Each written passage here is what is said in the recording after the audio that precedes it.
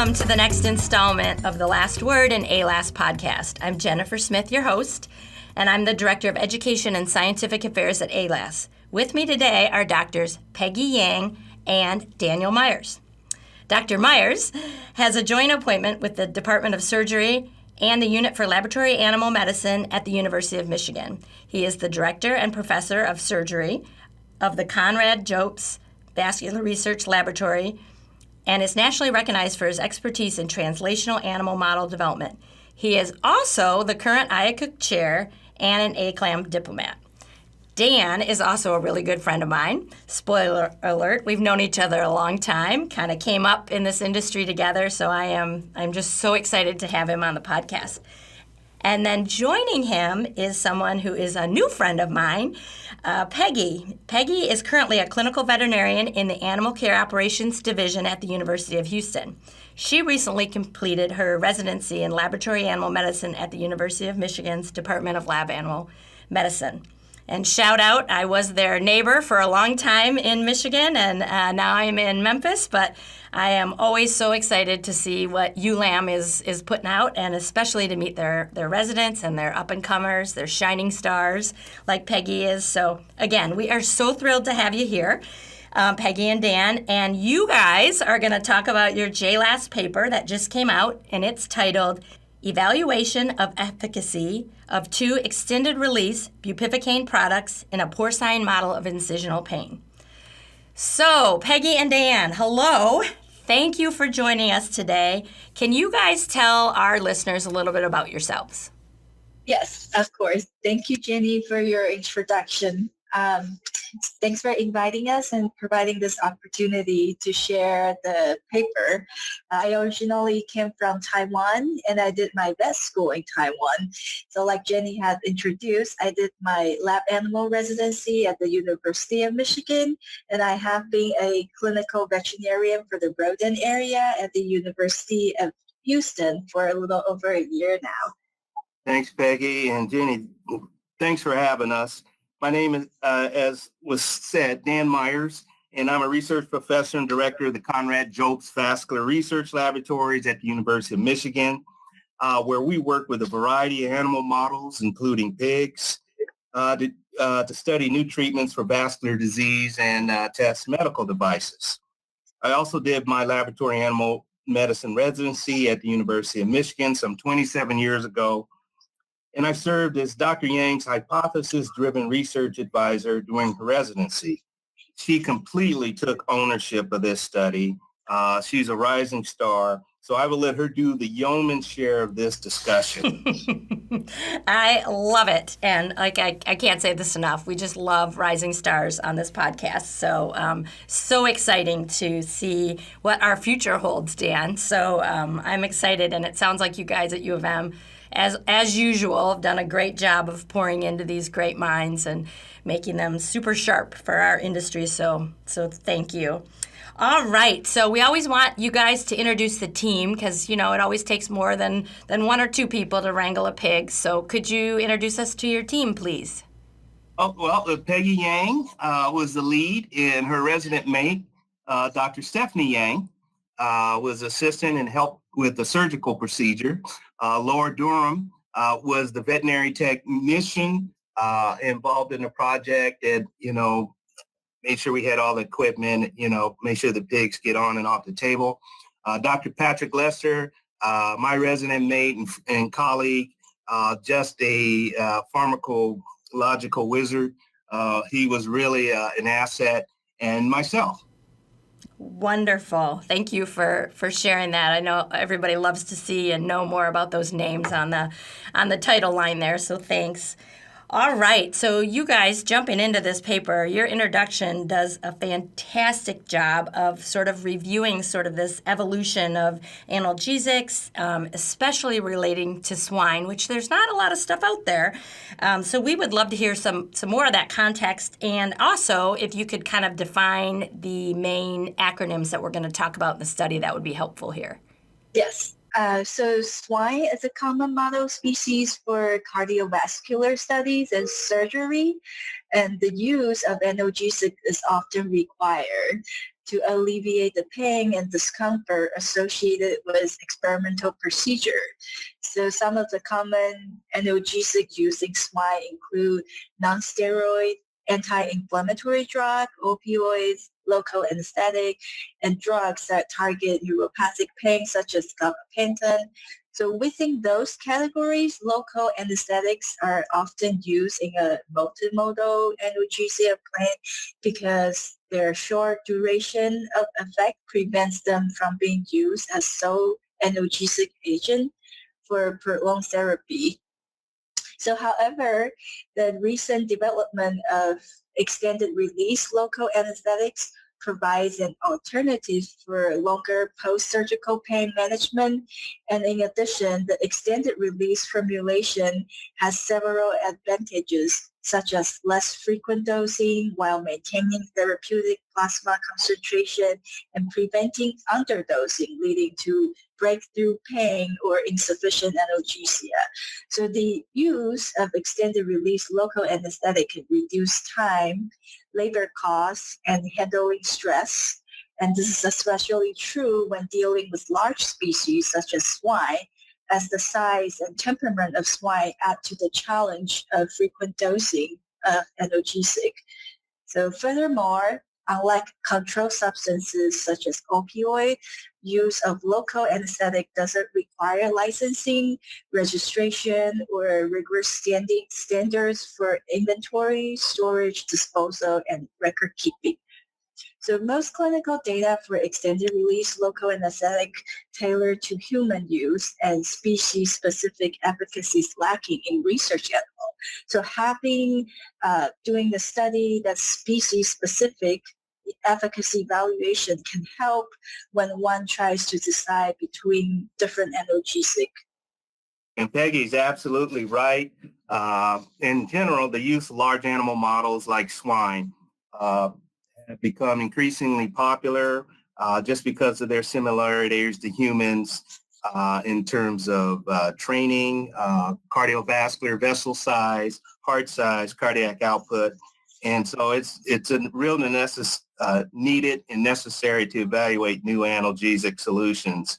That's great. Thank you for that context. Like I said, you really have done a nice job of sort of summarizing that for our listeners. And we always like to say on the podcast that we want to educate as many people as we can. That's kind of the mission of AALAS, right? So we try real hard to make sure we spell out some of these things. Okay, well, thanks for that really great introduction. We appreciate that. All right, so we'd love to hear the main hypothesis of your study, please. Yeah, so this study was designed to evaluate two different extended-release bupivacaine analgesic using a well-described swine incision model. So one of the two extended-release bupivacaine is a fixed-ratio bupivacaine and molosicin polymer, and the term BMP, bupivacaine molosicin polymer. And the product trade name is called Zen Relief. And the second extended release bupivacaine is called Saber B.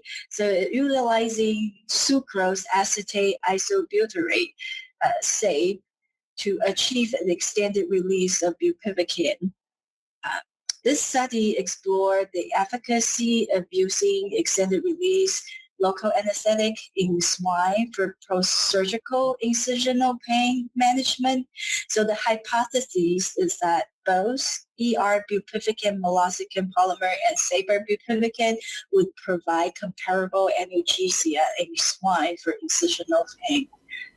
Great, thank you. It always helps to hear that hypothesis from you so we can kind of get our listeners oriented to the paper. So we're going to jump into the study design, which is pretty comprehensive. And I do point our listeners to Figure 1A, which is in the paper, where this is really well laid out. But if you guys could provide sort of a basic overview, that would be great. Yeah, so Figure 1A is an overview of the experiment from acclimation to the end of the study. So animals will get acclimated for 5 days before the day after surgery. And then on the day of the surgery, a 6 to 7 centimeter long incision was made through the skin and fascia of the on the left side, approximately 3 centimeters lateral to the spine.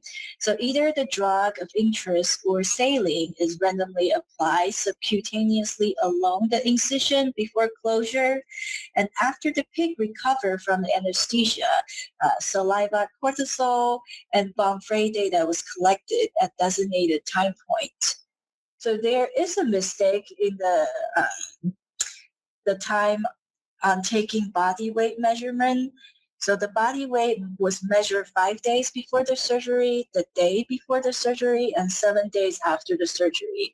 I think the table kind of had the gray area as daily after the surgery, so that was a mistake. Thanks for that clarification, Peggy. And just to reiterate, we decided on a longer acclimation period for large animals. And as an IACUC chair and just some large animal experience, you may see a lot of protocols that acclimate animals between 48 to 72 hours. But we've just found in our hands that the longer the 5 day or longer, the pigs are just really in better shape. They're recovered. You've seen or been able to see any kind of outbreak or respiratory disease, and they're just perform better under surgery. Wow. Well, thank you so much for adding that insight as well. That is just really great to hear, and it certainly tracks with, some of the other IACUC protocols, folks might be used to working with larger animals. So I really appreciate that feedback there, Dan. And I know we're going to talk a little bit later about some of the training methodology because it was fascinating and also very fun to read. So we'll save that as a teaser for a little bit later, but just following through here on your study design and methods, I noticed the pigs that you used were all male. And we asked this sort of question of everyone, which is, the author's thoughts on using, a different strain of pig and or using females, what your thoughts are on how the study may or may not have changed. Yeah, so prior to the study, during my literature search, I didn't find any evidence of different pain perception between male or female pigs. And the piglets that we use are not sexually mature yet. And so I'm thinking the influence of hormone between different sexes is unlikely, even if we include female piglets at this age. So however, it would be valuable to include adult pigs as the skin thickness is a lot thicker in older pigs than weanlings. Yeah, I appreciate that. That's an excellent point. And in other studies using swine, sex as a biological difference would be addressed. For instance, if Peggy had chose to use a novel systemic therapeutic, or we were testing an adult or female-specific medical intervention. And just overall for the listeners, NIH expects that sex as a biological variable be factored into research designs and be reported. And so there's literature out there that suggests that you have to take that in consideration. Yeah, thanks for adding that as well, you guys. That's really helpful. What about strain, your choice of strain? Thoughts on how that may affect or not affect the study? So we chose the male PIC 800 sire cross Yorkshire sow pig because of the availability. I have not worked with other strains of pigs and can't really provide any insight on that. But Dan can share. Yeah, absolutely.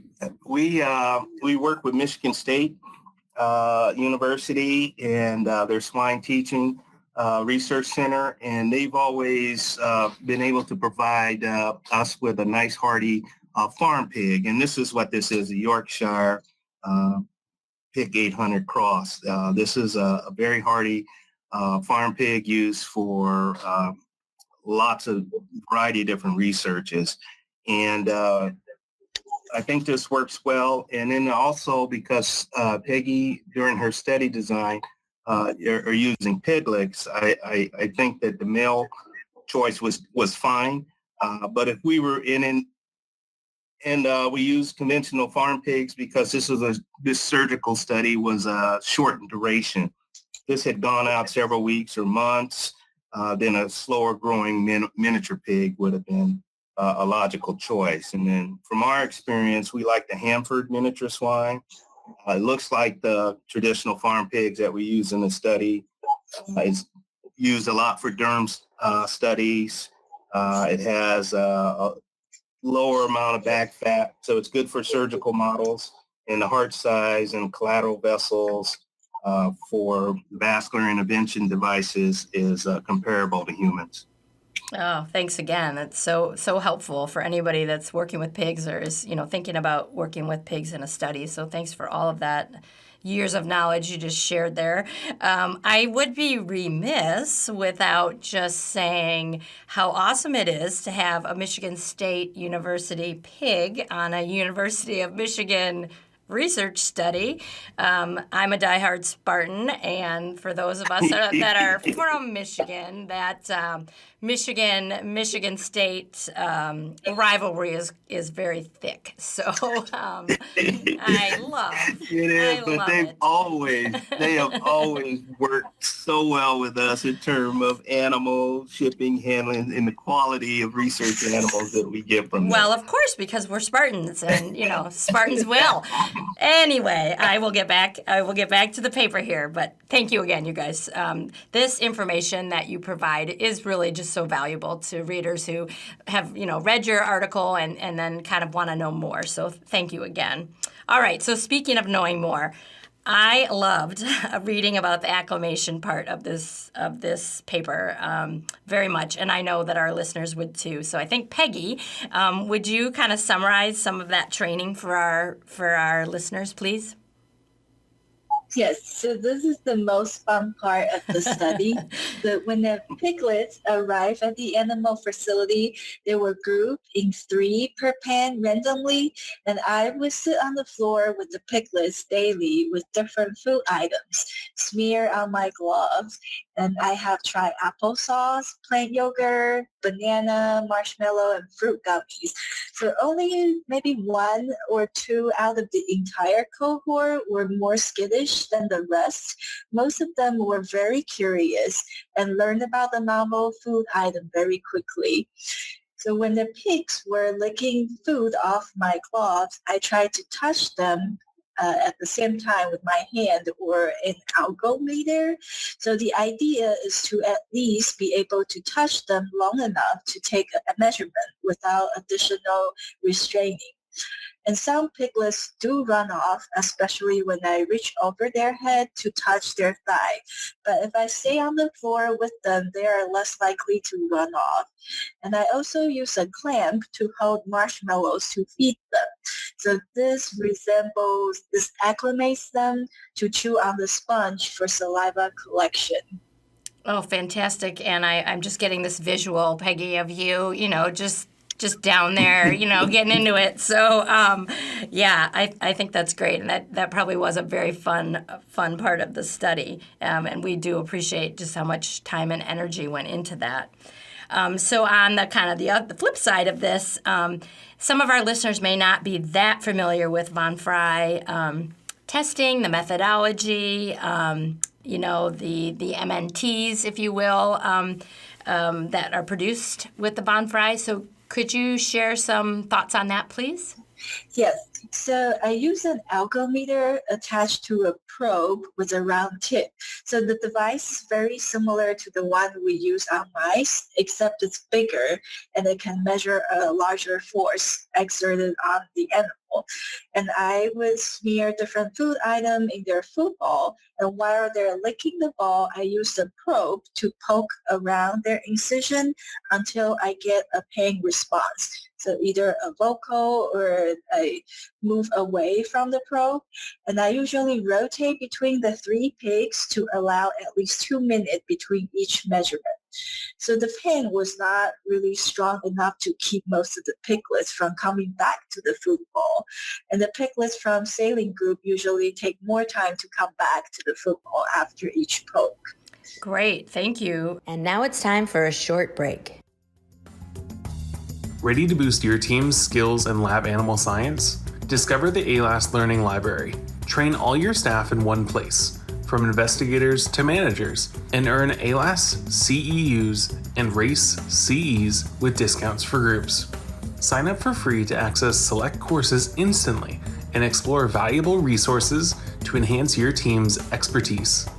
Elevate your learning with AALAS Learning Library. AALAS is now on all your favorite social platforms.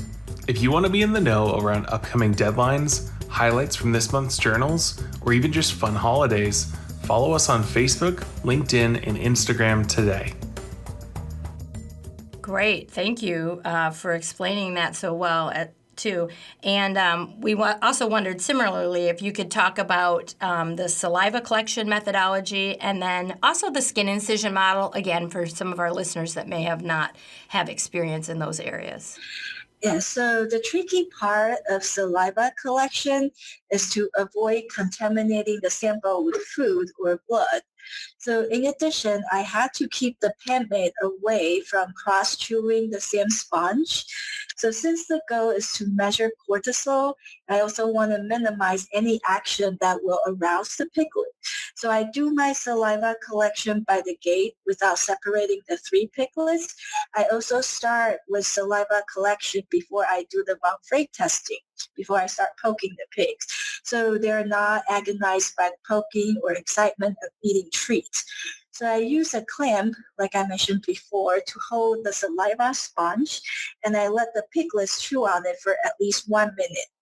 And they're usually very interested in chewing on the sponge. So I lure them close with an unopened applesauce package, then stick the sponge into their mouths.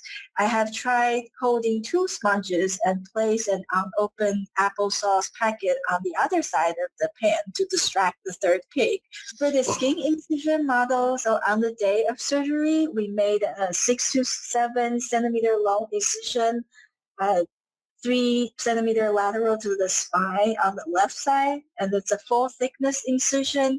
So the tricky part of this experiment is that some of the drugs, since they're extended release, they're in a greasy, oily formulation where they can leak out. So we close the incision after we apply the drugs subcutaneous along the incision. So the tricky part is to maintain the drug locally while being able to tie secure knot with the suture.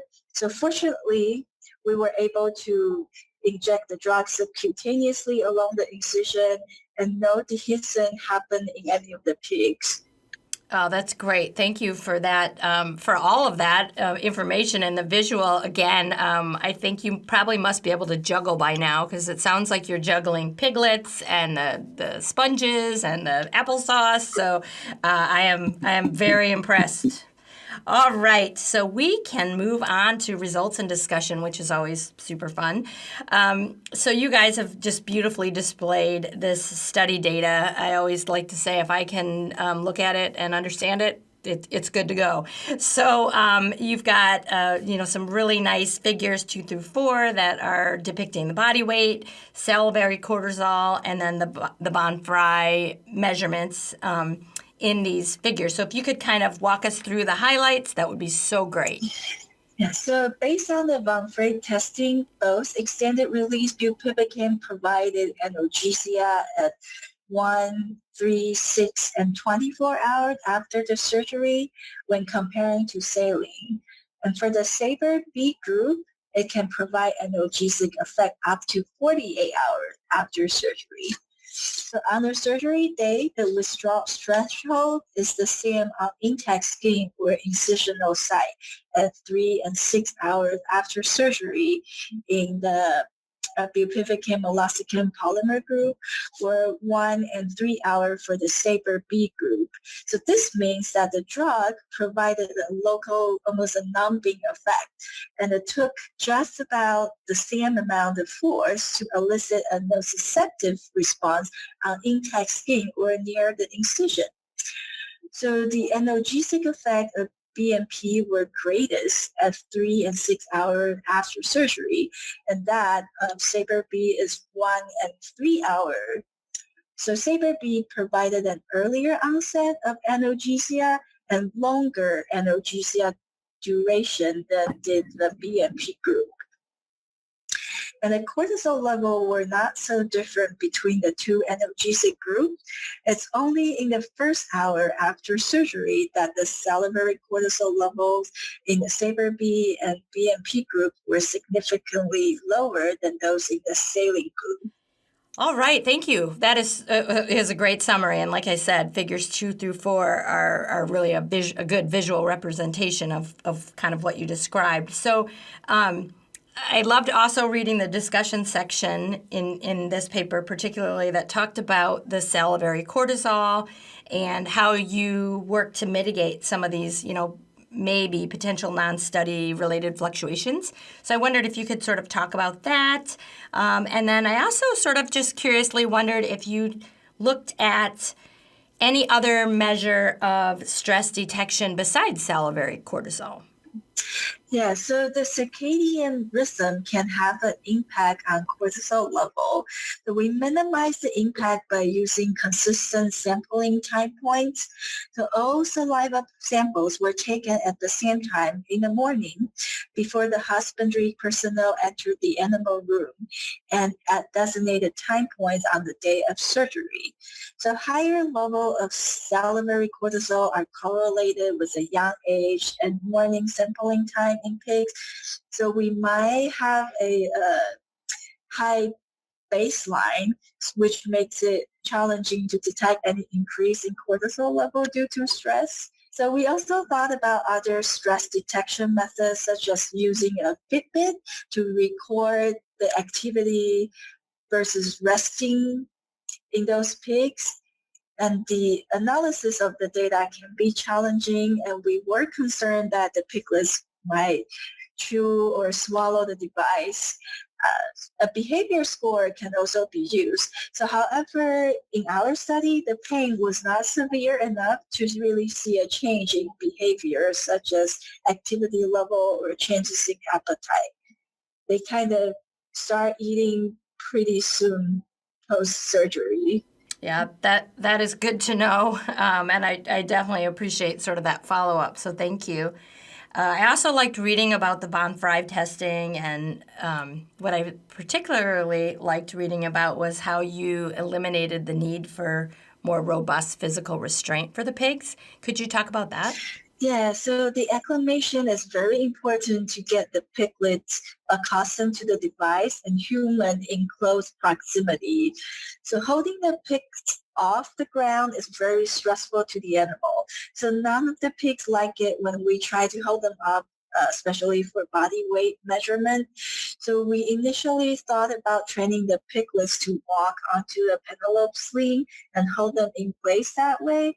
But it worked well with just food and acclimate them with human touch and algometer alone. Yeah, Peggy really had a breakthrough because a lot of the literature said, physical restraint but her acclimation process really made that possible. And we've tried the Panopinto slings with pigs in the past, and it's very doable if you have animals that are on a longer term studies and you can have the time commitment to invest in training them. And with this short-term study and her ability to get these pigs to trust her as she sat there, in the cage with them was kind of the breakthrough. Oh, that's great. I so appreciate hearing that. I'm sure anybody else listening here is gotten their wheels spinning about how best to design and implement a study like this with pigs, especially piglets. Peggy, I don't know. I think we may have to dub you the pig whisperer. At least the piglet whisperer. I'm thinking you really got this. I would. You got this down. Yeah, I'm duly impressed. So anybody listening that needs a pig whisperer, I think Peggy is the person to call. All right. So here's something I thought was sort of interesting that you discussed really well, which was just the manufacturer's claims for these new agents, for these new extended release agents, and then sort of human versus swine, what the differences are. I really loved reading about that, and I'd love for you to share that with our listeners too. Yeah, so based on human clinical trials, the BMP and Saber-B, they're both marketed as providing drug delivery and efficacy up to 72 hours after administration. So we found a shorter duration of analgesia in swine. So the difference in duration of pain relief between swine and human, it can be due to the different pain assessment method and species. So in humans, the pain level was assessed by survey, and pain was not assessed in response to a mechanical stimulation in human as we did in swine. As obviously, no doctor is going to be poking around your incision and asking, does it hurt? So differences in subcutaneous drug permeability and metabolism between human and swine could also affect the duration of pain relief. Yeah, so those drugs were designed for human soft tissue surgery or joint cavity surgery, and the suggested application per manufacturer is to fill the joint space or pour on before closure of the incision. And humans usually can tolerate wound dressing and can keep the incision clean. So for pigs, bandaging often creates more issue than benefit. So we kind of had to modify the administration of the drug to inject the drug subcutaneously along the incision instead. Yeah, I have nothing to add. That was just a great answer. And in humans, they also can be discharged and told that, if you feel anything or any discomfort, you can rescue it with some Tylenol or something. But we don't have any data on that. So thanks, Peggy, for that response. Yeah, ditto. I think that was fantastic. And I do really appreciate you guys tackling that in your discussion, because I think that's something that we get very excited about some of these newer products, especially the extended release. And it's just really important to sort of take a step back sometimes and talk about what were they really intended for, and then how could we use them. And so I do appreciate that. All right. Something I appreciate very much also in you guys' paper was just your thorough discussion of some of the limitations to the study. And, all studies have limitations. We're here to say it's okay to talk about that. So could you kind of share those with us? Yeah, so during our experiment, we have two different surgeons with different surgical experience, and that can sometimes add to the variability of the incision, varying depth or size, and suturing technique can also impact the retention of the drug in place. And that's correct. Stephanie, Dr. Yang was the surgeon for part of it, and I was a surgeon for the second part of it. But it was good to see that we tried to limit, these types of variables as much as possible. And I'm really impressed with the outcomes. And I just want to note that in a real life human scenario, you may have this variable. Someone gets a laceration or cut and goes to an ER. You're just on the person on call. At their discretion. So I'm glad of the outcome that we attained. Absolutely. And I again, really appreciate that feedback as well. It's important to put these things all kind of back into context. So thank you again for, sharing that honest feedback on your own self-reflection of your study. It's just so helpful. All right. I can't believe we're come to the end of our time. I would love to talk about pigs and Peggy and anesthesia all afternoon with you guys. This has been so fun. So I do have a final question. We do ask this of everyone. Sometimes I throw curveballs, but this one's pretty basic. So our question, inquiring minds want to know, so somebody is starting a research project protocol with pigs. They know they want to incorporate multimodal. They've read that somewhere, but they're not really sure what to do next. What would your advice be, especially after, putting all this effort into training these pigs and using these new formulations? What would be your advice for someone like that? Yeah, I think that is very legitimate approach to manage post-surgical pain with multimodal analgesia. And now that we have this extended release local anesthetic available, that might be a good substitution for multiple drugs because it doesn't need as high frequency in dosing. As long as it doesn't interfere with science, I think it's worth a try. Yeah, and I think Peggy touched on the key point. If you're studying, inflammatory mediators, then, the meloxicam may have an effect. But if you're looking at surgical models and you just want to manage pain and effectively, then multimodal is definitely the way to go. And if you're looking at interventional devices or medical devices, and where you're not looking at all these specific inflammatory mediators and you're just interested in healing and comfort in the animal, then they're absolutely the way to go. And like Peggy touched on, the extended release is kind of the game changer. If you can limit the stress that you give these animals to a 48-hour interval of dosing something versus, every day, that's a winning situation. I couldn't agree more. Thank you so much for that really great summary. I can't believe we're done, but we have come to the end of the hour. So Dan and Peggy, thank you so much for being here. We really appreciate you taking the time to chat with us today. I know our audience learned a lot. I did too. So for everyone listening, we invite you to subscribe. Leave us your comments and questions in the section below. Additionally, we invite you to consider submitting your current or future research to our AALAS Scientific Journal. That's JAALAS. You can also follow us on our socials or email us at info@aalas.org. We really do love the feedback. We want to know what you think about this episode. Our authors also are happy to answer any questions that come up. So if you email us, we'll get them to them. So finally, thanks for listening to The Last Word, an AALAS podcast. Be on the lookout for more information. Thanks again.